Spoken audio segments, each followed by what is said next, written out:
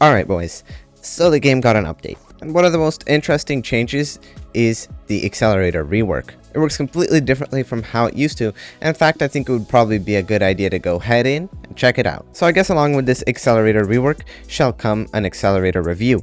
Now whether you're watching because of the update or because you want to buy the Accelerator and you just want to see how good it is, this would be the video for you. Now I've checked the wiki, I'm going to test it out in game, and then I'm going to say probably the best way that this new Accelerator could be used. And so why not review it in practice? Let's check it out in an actual game so you can really see its performance.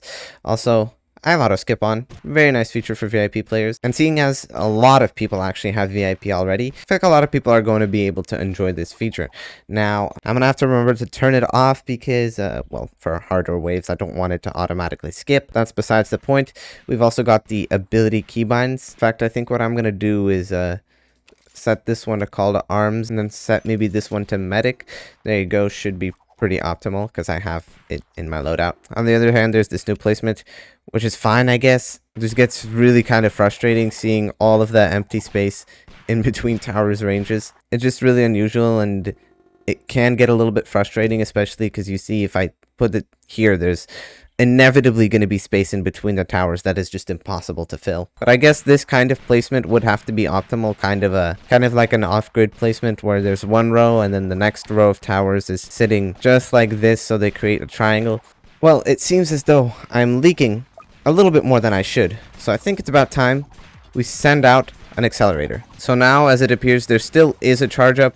Not sure if that's still there on the later levels, but yeah, you can see that this thing does some very hefty damage. I'm gonna get some upgrades on it just so the burst lasts longer. You could see the bar here. It tells us when the charge is going to run out on the Accelerator. Oh, and I really don't know if I'll be surviving this one because the auto skip is just absolutely gonna kill me. I had to sell for a commander ability. Please be enough. Okay, just barely. This Accelerator just barely hit that. Yeah, so let that be a lesson. Auto skip is not always the best thing to have turned on. Clearly seems as though to be fine, I'm going to need some powerhouse armor, which is actually going to increase my DPS by a lot. And yeah, by the looks of it, level 2 and 3 Accelerators are actually really good. Let's see if Overcharge works the same way I think it does. Yeah, I think it does. Pretty sure it depends on the amount of damage that the Accelerator is able to do. Well, I'll be able to check that in the video editor. But yeah, by just looking at the wiki and comparing the prices and all of that, it seems pretty clear that I'm screwed. Because the Accelerator, despite how good it is, doesn't actually have decent targeting still. So they completely rebalanced the Accelerator but still kept its absolute garbage targeting, which I guess is another tip. Don't rely on Accelerators for your main power until you have, I guess, enough of them to destroy enemies. Let's go ahead and, I don't know, play on a hard map and see if the Accelerator, well, which is going to be our main damage dealing output here, is going to be enough to take Fallen Mode down. Alright, so I'm maxing my farms here. I got 2 golden soldiers that have gotten me all this way, but from here, the light now shines onto the Accelerator. I think it's best to start off with a DJ because, you know, we want to save money on our Accelerators, give them some extra range. I'll put it right here. I believe the golden soldiers are going to be enough to take me a couple more rounds. Because, I mean, let's be real. This much damage from a soldier? Like, remember when this was the tower you didn't want to get from the golden crate? But yeah, here come the essentials, which is the commanders. And there's a new ability system, so the way it works is if you hold F, whichever tower you're nearest to, it's going to show you. Otherwise, if you just press F, it's going to use it like that, which I didn't mean to use. So just don't press F unless you're actually going to use an ability. Let's get our first Accelerator down over here. Now, you've already seen level 0 to 3. There's level 4, and well, I mean, it's pretty strong. It should be able to take down these Fallens. And let's see if it's able to handle this. I mean, okay, Golden Soldier, come on. It's completely stealing the show here. Let's get rid of it. Let's get this max. Oh my god, the range increases by a lot. And this damage is no joke. Wow. This Accelerator just... Okay, let's send a commander ability in.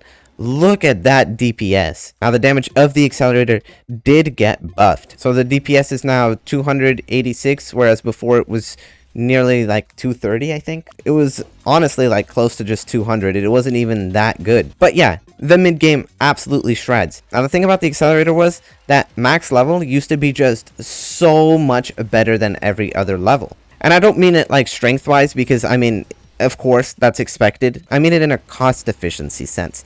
Now, if you're not no tower defense simulator expert, it's alright if you don't know about this. But basically what the best cost efficiency for the max level Accelerator meant was that all the other levels means like, see, I'm paying $640 to add 4 damage here, and you know that'll increase my DPS from 20 to 23. Also, just watch this tank absolutely get shredded without even a commander ability. But yeah, you see I pay money and I get some DPS increase. But what it meant was getting the max level Accelerator gave you the most DPS in return. So basically all the other levels were not really worth it to get.